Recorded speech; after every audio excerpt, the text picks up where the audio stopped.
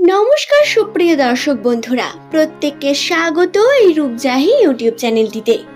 আশা করব ঈশ্বরের কৃপায় আপনারা প্রত্যেকে সুস্থ আছেন, ভালো আছেন। আজকের আমার এই ভিডিওতে আমি আপনাদের সঙ্গে আলোচনা করব যাদের নামের প্রথম লেটার এস দিয়ে শুরু, তারা কোন কার্যের মাধ্যমে নিজের জীবনে একটু হলেও উন্নতি করতে পারবেন। সুপ্রিয় দর্শক বন্ধুরা, আমরা জানি কর্মের গুরুত্ব কতটা। কর্মফল আমাদের জীবনে আমরা পেয়ে থাকি, যেমন কর্ম আমরা করব তেমনই ফল আমরা পাবো, এটাই আমাদের জীবনের সবথেকে বড় সত্য। এবং 2024 সালের জুন মাসের 16 তারিখে যে বিশেষ তিথি বর্তমান আছে, সেই সময়ে কোন কর্ম করার মাধ্যমে বা কিভাবে কি বলার মাধ্যমে আমরা আমাদের বিভিন্ন দোষ থেকে মুক্ত হতে পারি বা নিজের জীবনে উন্নতি করতে পারি এবং নিজের কর্মে উন্নতি করতে পারি, সেই সম্পর্কে জানাবো। অবশ্যই অনুরোধ রইল ভিডিওটি শেষ পর্যন্ত দেখুন। ভিডিও দেখে যদি আপনার ভালো লাগে তাহলে অবশ্যই একটি লাইক করবেন, চ্যানেলটিকে সাবস্ক্রাইব করে নেবেন এবং নিচের কমেন্ট সেকশনে আপনার শুভ নামটি কমেন্ট করে জানাবেন। তাহলে চলুন বন্ধুরা, এখন মূল পর্বে প্রবেশ করা যাক। প্রথমেই বললাম আমাদের কর্মফল সম্পর্কে। আপনি যদি ধর্মে বিশ্বাসী হয়ে থাকেন তাহলে আপনি নিশ্চয়ই জানবেন এই কলিযুগে ঈশ্বরকে প্রসন্ন করা বা ঈশ্বরকে পাওয়া সব থেকে বেশি সহজ।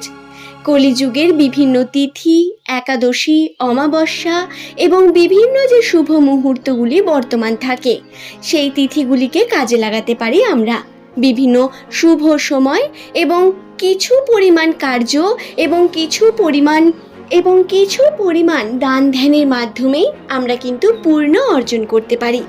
আপনি যে ধর্মেরই ব্যক্তি হয়ে থাকেন না কেন, আপনি যদি হিন্দু হন, মুসলিম হন, খ্রিস্টান হন, যে ধর্মেরই আপনি ব্যক্তি হন না কেন, প্রত্যেকের জন্যই এই শুভ তিথি, শুভ সময় আসে। ঠিক যেমনভাবে আমাদের প্রত্যেকের রক্তের রং এক হয়ে থাকে, ঠিক তেমনভাবেই আমাদের কাছে প্রত্যেকটা দিনের মহত্ব বা গুরুত্ব সমান হয়ে থাকে। শুধু ভাষায় পরিবর্তন করা সম্ভব বা ভাষায় পরিবর্তন করা হয়েছে এই পৃথিবীতে। তাই সেই দিনের গুরুত্বকে কাজে লাগিয়ে 2024 সালের জুন মাসের 16 তারিখে যে শুভ সময় পড়েছে, সেই শুভ সময়ের কথা বলি এবং আমার বলা কার্যটি প্রত্যেকের জন্য অত্যন্ত গুরুত্বপূর্ণ হবে এবং কার্যটির মাহাত্ম্য ধর্ম নির্বিশেষে পরিবর্তন হবে না, বা বলতে পারেন প্রত্যেকেই এই কর্ম করতে পারেন। সুপ্রিয় দর্শক বন্ধুরা, যেহেতু একটি শুভ সময় বর্তমান, এই সময়ে দান ধ্যান করা ভীষণই পবিত্র কাজ বা খুবই ভালো একটি বিষয় হয়ে দাঁড়াবে প্রত্যেকের জন্য। এবার বলি আপনাদের কি করতে হবে। আশীর্বাদ প্রাপ্ত হতে হবে নিজেদের। আপনারা অবশ্যই 16 তারিখ, জুন মাসের যে 16 তারিখ আছে, সেই গোটা দিন বা রাত্রের মধ্যে আপনারা অবশ্যই দান করবেন। কোনো ব্যক্তিকে, যে ব্যক্তি আপনার গৃহে আসবে তাকে ফেরাবেন না এবং তাকে খেতে দেবেন।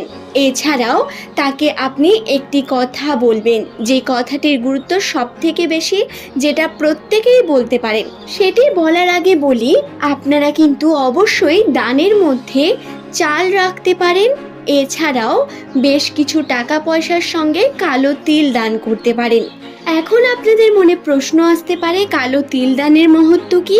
কালো তিল দানের দ্বারা কিন্তু আমাদের মধ্যে থাকা সমস্ত খারাপ শক্তি এবং নেগেটিভ প্রভাব আমরা দান করে ফেলি বা সেটিকে আমরা বাইরে বের করে দিই নিজেদের থেকে।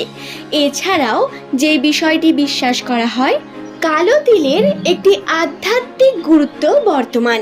সুপ্রিয় দর্শক বন্ধুরা, আপনি যদি এই চ্যানেলের ভিডিও দেখেছেন আগে এমনটা হয়ে থাকে, তাহলে আপনি নিশ্চয়ই জানবেন 2024 সালে বছরের প্রথম থেকেই প্রায় এস নামের মানুষদের রাশিচক্রে, বিশেষত যারা কর্কট রাশির জাতক জাতিকা, তাদের রাশিতে কিন্তু শনির প্রভাব বর্তমান এবং প্রত্যেক মানুষের মধ্যেই যে খারাপ বা কুপ্রভাব থাকে, কোনো নেগেটিভ শক্তি যদি থেকে থাকে, তার কিন্তু অবসান ঘটে এই কালো তিল দান করার মাধ্যমে।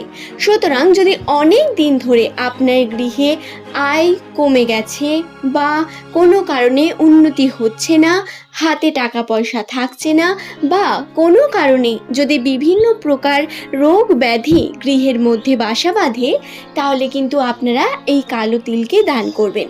এবং দান করার সময় আপনারা আপনাদের মনোবাঞ্ছা জানাবেন। হ্যাঁ, ঈশ্বরের কাছে পৌঁছানোর জন্য সবথেকে বেশি যেটা গুরুত্বপূর্ণ সেটা হলো আপনার মন এবং আপনার ভক্তি। আপনি যদি শুদ্ধ চিত্তে এবং মনোযোগ সহকারে বিশ্বাসের সাথে কোনো বিষয়কে ভগবানের কাছে বা ঈশ্বরের কাছে বা আল্লাহর কাছে আপনি যদি ব্যক্ত করেন, তাহলে অবশ্যই আপনার কিন্তু সেই ইচ্ছে পূর্ণ হয়, সেই ইচ্ছের গুরুত্ব থাকে।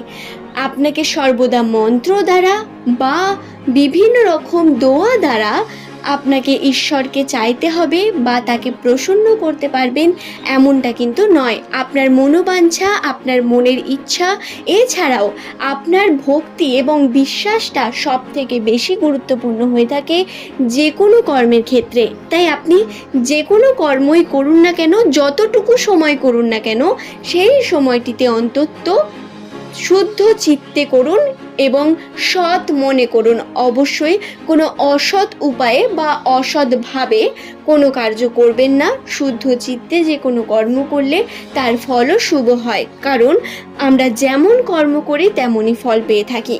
সুপ্রিয় দর্শক বন্ধুরা, আশা করব ভিডিওটি সম্পর্কে আমি আপনাদের বোঝাতে পারলাম। ভিডিওটি ভালো লাগলে একটি লাইক করবেন, চ্যানেলটিকে সাবস্ক্রাইব করে নেবেন পরবর্তীকালে এমনই সব ভিডিও পাওয়ার জন্য। ধন্যবাদ। ইংরেজি বর্ণমালার 19তম অক্ষর এস।